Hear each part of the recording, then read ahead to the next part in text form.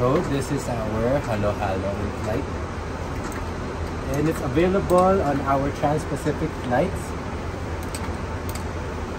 US, ganyan, ultra-long flights, America. So fly with us and have a taste of our special halo-halo. Bye!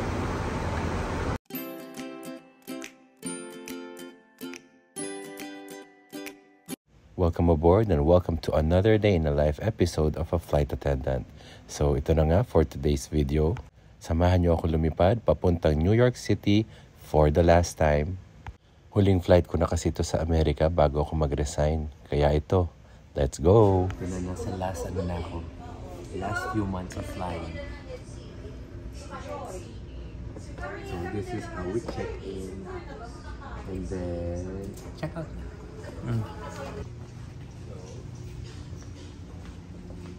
Nasa last few months of flying na ako and we're now in our mailbox area. Kukunin lang namin yung kung ano meron kami sa mailbox. Yan ang usual na ginagawa naming crew after checking in. Magche-check kami ng mailbox, baka may mga bago kaming message. So ngayon, papunta na kami ng canteen or cafeteria. Usually, pag napapaaga kami, may crew room kami dito na pwede naming tulugan. Pero hindi naman kami maaga ngayon. So sakto lang para kumain. So, nagvo-vlog na ako kasi nasa few remaining months of flying na ako. Now it's March. Magre-resign na ako ng April. Kaya yun. So, kain muna kami. Kuha kami food dito. Hello. So, ito na yung food namin. Meron calamares tsaka beef. Usually may food kami before flight tapos meron din kami food pagdating sa flight. Kain lang ako. Bye.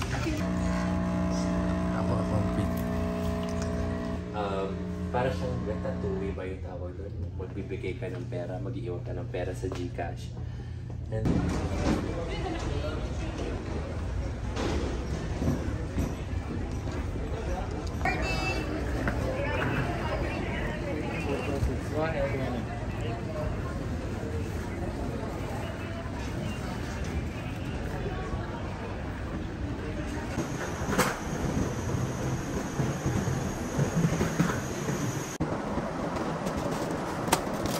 anywhere I go, it's all in my head, all in my head.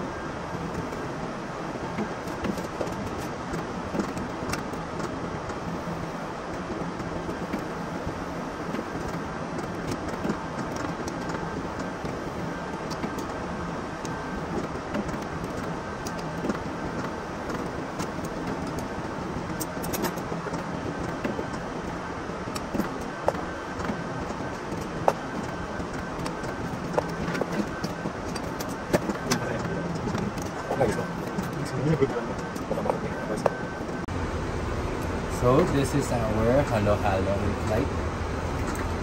And it's available on our Trans-Pacific flights. US, ganyan, ultra-long flights, America. So fly with us and have a taste of our special halo-halo. Bye! So ito, kakatapos lang ng crew rest namin. Yan. And nagpe-prepare akong arroz caldo for one of our passenger, for one of our special passenger.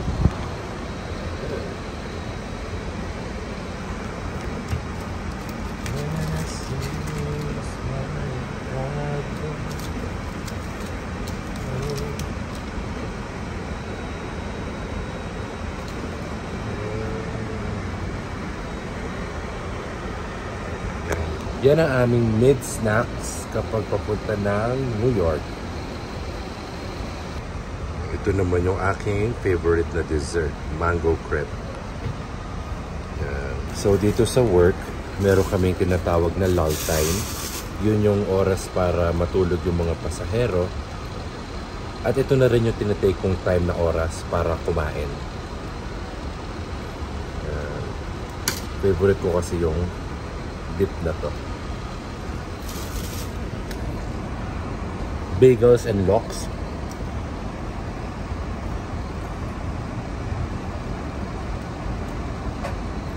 Scallion cream cheese. Sarap. Tapos dessert. Kain na ako.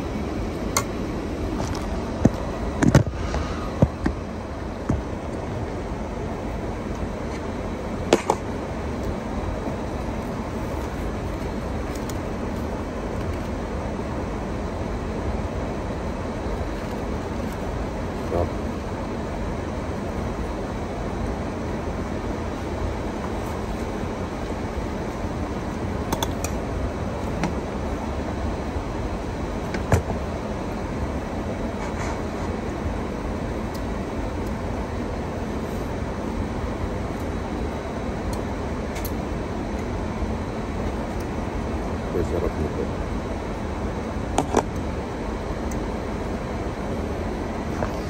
Mamatay ang diet ko pag ganito talaga. Nasa harapan ko lang siya nag-hello eh. O edi maghahay ako. O edi maghahay ako. So we have just landed and we're now in New York City. Yeah. 2 degrees ngayon dito. We just landed here in New York and may snow pa. It's February. Malamig. Sarap. Yan. Ano na ngayon? Mga 11:30 p.m. And ganda. Sandali lang, sulatan natin siya.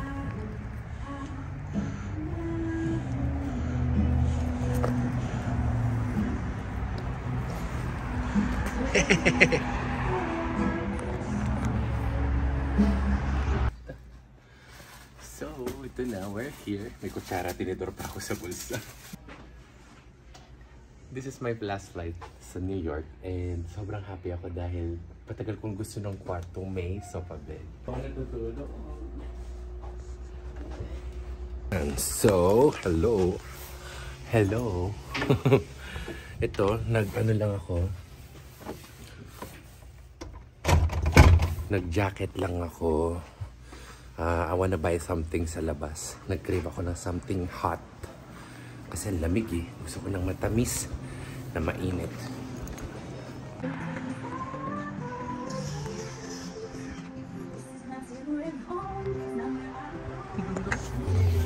Ang ganda naman ng snow. Ang ganda. Mukhang madulas ako. Wait lang.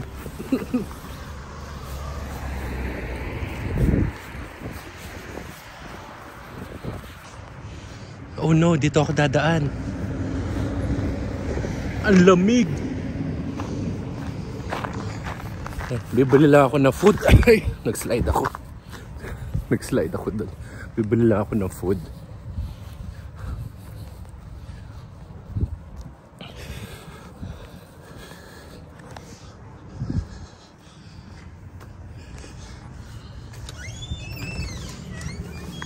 Hello.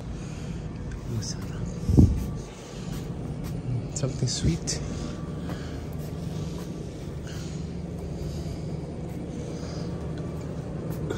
Something to drink. Monster. Ayoko na Monster. Parang milk. Beef jerky. Ito. Vanilla. Fairlife. Strawberry banana. Ano ba to? Gusto ko yung mga Nesquik. Ayan. Nesquik.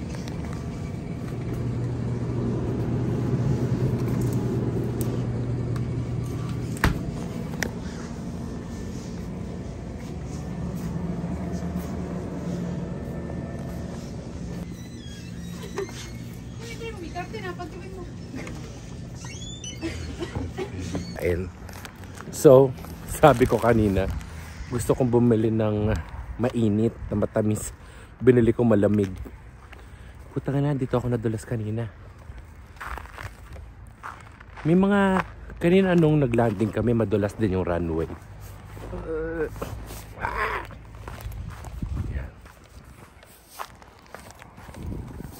Here.